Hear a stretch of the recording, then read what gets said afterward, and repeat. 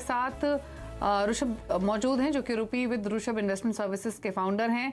ऋषभ देसाई, नमस्कार, स्वागत है आपका। और सवालों को लें उससे पहले थोड़ा से पोर्टफोलियो की गाइडेंस आपसे ले लेते हैं हमारे व्यूअर्स के लिए। बेसिकली जब हम पोर्टफोलियो क्रिएट करते हैं तो इक्विटी, डेट और बहुत सारे कैटेगरीज हम शामिल करते हैं, लेकिन अगर हम इक्विटी और डेट की स्पेसिफिकली बात करें तो एलोकेशन जब हम करें पोर्टफोलियो में फंड्स का तो किन बातों का ख्याल रखें और इक्विटी वर्सेस डेट में कितना एक्सपोजर होना चाहिए? दीपाली जी नमस्कार। मुझे धन्यवाद मुझे शो पर इनवाइट करने के लिए। ये बहुत ही अच्छा प्रश्न और ये बहुत ही रेलेवेंट टॉपिक हमने चूज किया इन टुडेज टाइम, क्योंकि हम देख रहे हैं इक्विटी में भी काफी वॉलेटिलिटी हो रहा है, डेट में भी काफी हलचल हो रहा है इन टुडेज टाइम। मैं पांच पॉइंट मैंने जॉट डाउन किए इक्विटी और डेट के लिए, डेट म्यूचुअल फंड पोर्टफोलियो के लिए कि इन्वेस्टर्स को क्या ध्यान में रखना चाहिए। पहले तो जब इक्विटी पोर्टफोलियो जब कंस्ट्रक्ट करते हैं तो पहली बात ध्यान में रखनी चाहिए कि ओवर डाइवर्सिफिकेशन नहीं होना चाहिए कोर पोर्टफोलियो में। एक मीनिंगफुल एलोकेशन होना चाहिए एनीवेयर बिटवीन 10 to 20%। जब हम ओवर डाइवर्सिफाई करते हैं और हम जब एक नेग्लिजिबल एलोकेशन रखते हैं हम म्यूचुअल फंड में, मान लीजिए कि हम 5% और 5% के नीचे हम एक म्यूचुअल फंड को एक्सपोजर देते, तो म्यूचुअल फंड अगर छप्पड़ फाड़ के भी रिटर्न्स देता है तो मीनिंगफुली वो आपके पोर्टफोलियो में वैल्यू एडिशन क्रिएट नहीं करेगा, नंबर 1। नंबर 2 के रैंकिंग्स को देख के कभी भी फंड को चूज नहीं करना चाहिए। रैंकिंग इंपॉर्टेंट होते मैं मानता हूं मगर सिर्फ रैंकिंग के हिसाब से फंड्स को सिलेक्ट नहीं करना चाहिए, क्योंकि हमने काफी बार देखा है कि जो टॉप रैंकिंग फंड्स होते हैं वो कभी कभार कंसिस्टेंट आउट परफॉर्मेंस नहीं होते हैं, वो टेम्पररी आउट परफॉर्मर्स होते हैं। सो फंड को अगर आप चूज कर रहे हो तो उन फंड का क्या इन्वेस्टमेंट का क्या स्टाइल है, फिलोसॉफी क्या है, स्ट्रैटेजी क्या है, फंड का जो consistency in delivering out performance, वो कंसिस्टेंटली आउट परफॉर्मेंस कर रहा है कि नहीं कर रहा है, और फंड का जो एएमसी है वो एएमसी की क्या टीम है, क्या एक्सपीरियंस है, ये सब ध्यान में रख के एक म्यूचुअल फंड को सिलेक्ट करना चाहिए। तीसरी बात मैं दर्शकों को ये समझाना चाह रहा हूं कि कोर और सैटेलाइट पोर्टफोलियो को अलग रखें। अभी सैटेलाइट पोर्टफोलियो का क्या मतलब होता है कि उसका मतलब एक टैक्टिकल बेट लेने के लिए होता है कि मान लीजिए कि एक ग्रेटर चाइना रीजन एक सिक्लिकल रीजन है और वहां मार्केट काफी गिरा हुआ है, तो मैं थोड़ा बहुत पैसा, अगर मेरा हाई रिस्क है, मुझे समझ है वो मार्केट की, मैं थोड़ा बहुत पैसे वो उसमें निवेश कर दूं और मैं उसमें से प्रॉफिट कमा के मैं उसमें प्रॉफिट बुक कर लूं। तो कोर और सैटेलाइट पोर्टफोलियो को अलग रखना चाहिए और सैटेलाइट पोर्टफोलियो को 5 to 30% के बीच में ही रखना चाहिए। चौथी बात, इंडस्ट्री में 3 अलग अलग स्ट्रेटजीज है, ग्रोथ, वैल्यू, ब्रांडेड। ब्लेंडेड मतलब ग्रोथ और वैल्यू को कंबाइन करता है।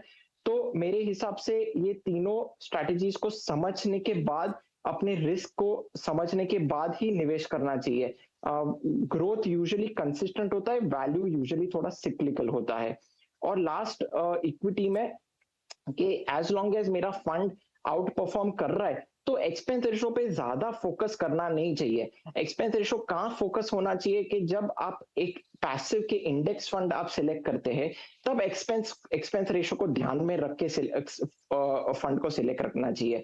मगर आप जब एक्टिव फंड चूज करते हैं तो उसमें बाकी सारे पैरामीटर्स पहले होना चाहिए, एक्सपेंस रेशो सबसे लास्ट होना चाहिए।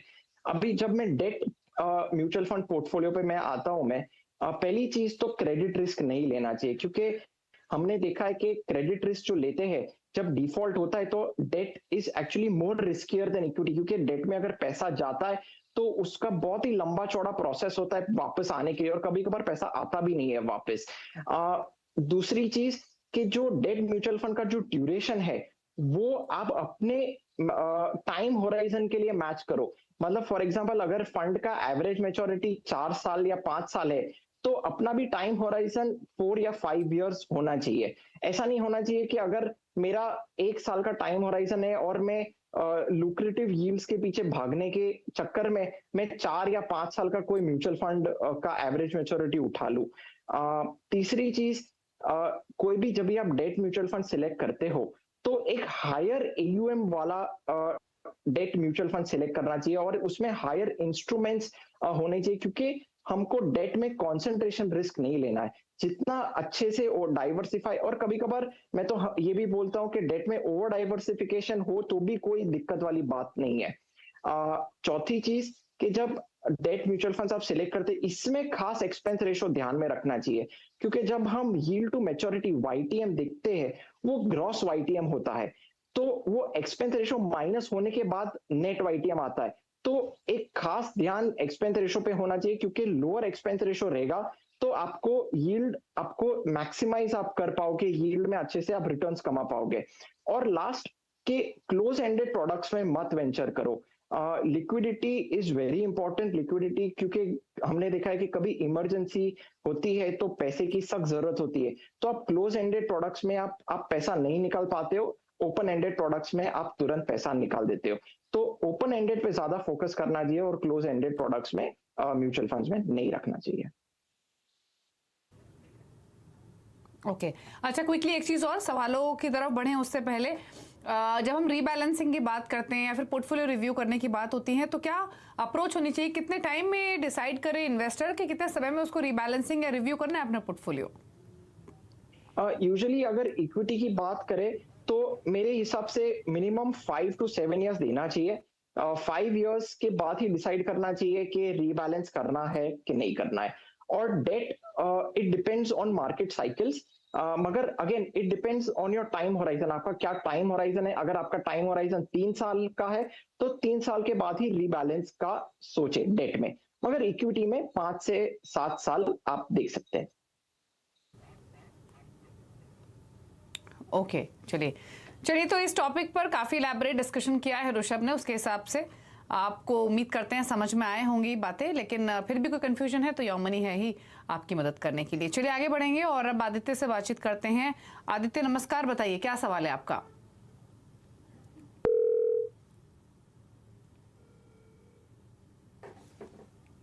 चलिए आदित्य से बातचीत नहीं हो पा रही है, सवाल ले लेते हैं उनका। और सवाल उनका है कि 31 साल उनकी उम्र है और उन्होंने वेल्थ क्रिएशन के लिए एक टारगेट रखा है। आदित्य इनफैक्ट हैं फोन लाइन पर। आदित्य, अगर आपको आवाज आ रही तो प्लीज अपना सवाल पूछिए। जी गुड इवनिंग मैम। मैम मेरा सवाल भेजा था मैंने। मैम मेरा एज 31 ईयर्स। मेरा पोर्टफोलियो रिव्यू के लिए मैंने क्वेरी था। मेरे पास 5 म्यूचुअल फंड्स हैं। UTI Nifty 50 index fund, Nippon mid cap 150 index fund, Canara Robeco small cap, ये तीनों में 3000 पर मंथ का एसआईपी चल रहा है। इसके अलावा पराग पारिक फ्लेक्सी कैप फंड में 7000 पर मंथ और क्वांट टैक्स प्लान में 4500 पर मंथ का एसआईपी चल रहा है। ओके ठीक है, तो आपके पोर्टफोलियो पर सलाह ले लेते हैं। और जैसे आपने बताया कि आपके पास ऑलमोस्ट 5 म्यूचुअल फंड्स हैं, जिसमें आपकी जो टोटल एसआईपी चल रही है वो 20,500 की है। 1 करोड़ का लक्ष्य 10 इयर्स में, क्या